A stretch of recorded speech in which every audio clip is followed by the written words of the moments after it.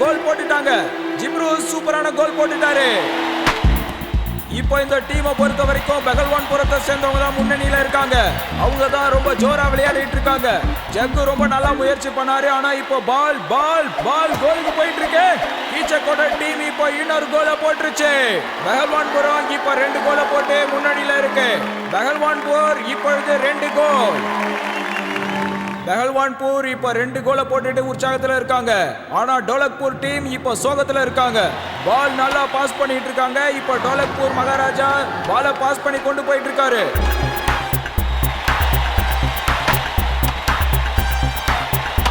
Beam எல்லா தடைகளையும் தாண்டி இப்ப கோலுக்கு நேரா பாலை எடுத்துட்டு போயிட்டு இருக்காரு.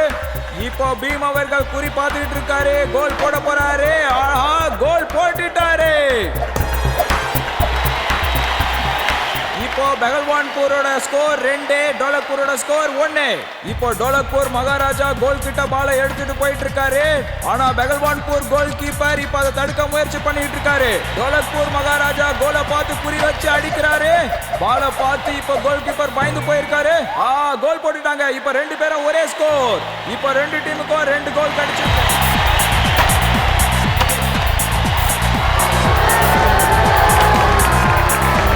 பால் பீம் கிட்ட போயிருக்கு. பீம் தனியாக உருட்டிட்டு வராரு. அந்த பாலை தடுக்க முயற்சி பண்றாங்க. ஆனா முடியல. அவர் கோல் கிட்ட பாலை எடுத்துட்டு போயிட்டு இருக்காரு. கோல் கிட்ட போயிட்டாரு. ஆனா அம்பையர் விசில் அடிச்சிட்டாரு. சரியான நேரத்துல கோல் போட முடியல. அடுத்ததா இவங்க விளையாட போறது பெனால்டி ஸ்ட்ரோக். இப்ப நாம அதை பார்க்கலாம். முதல் ஸ்ட்ரோக் இப்போ பீம் கிட்ட இருந்து ஆரம்பிக்க போகுது.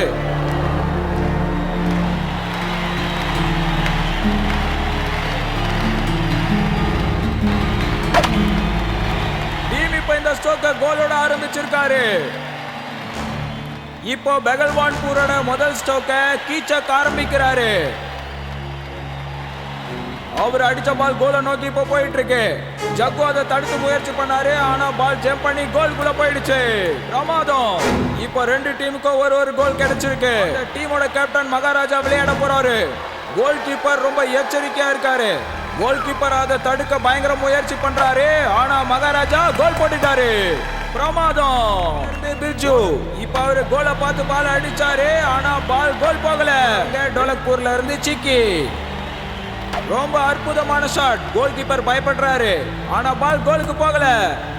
ஓஹோ, இந்த முறை யாராலையும் கோல் போட முடியல. ஜிப்ரு பயங்கரமான ஒரு ஸ்ட்ரோக் அடிக்கிறாரு. கோல் கீப்பர் அதை காலால தடுத்து முயற்சி பண்ணாரு. ஆனா கோல் போயிடுச்சு. இப்போ பெகல்வான்பூருக்கு 3 பாயிண்ட்.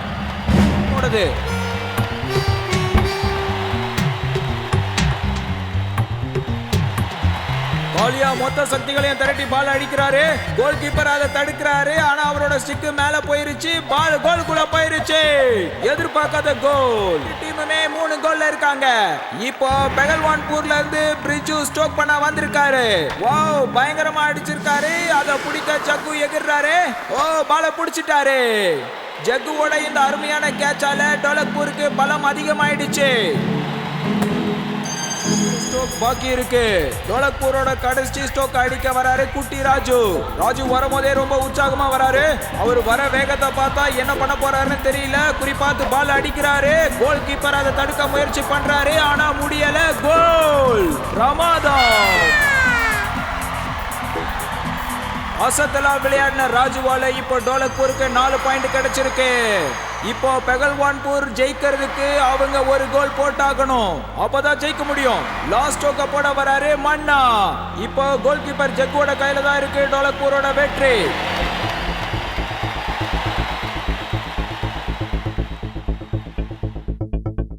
பால் ரொம்ப வேகமா சுத்திக்கிட்டே வருது. அத கோல் கீப்பர் கவனமா பாக்குறாரு. எகிரி அதை பிடிக்க முயற்சி பண்றாரு. பிடிச்சிட்டாரு. இப்போ இங்க நடந்த ஹாக்கி போட்டியில டோலக்பூர் வெற்றி அடைஞ்சிருச்சு. இது ஒரு அசாத்தியமான வெற்றி. டோலக்பூர் டீம்ல ரொம்ப அபாரமா அசத்தலா விளையாடினது மிஸ்டர் ஜக். அவருக்கு தான் இந்த கோப்பை தரப்படும்.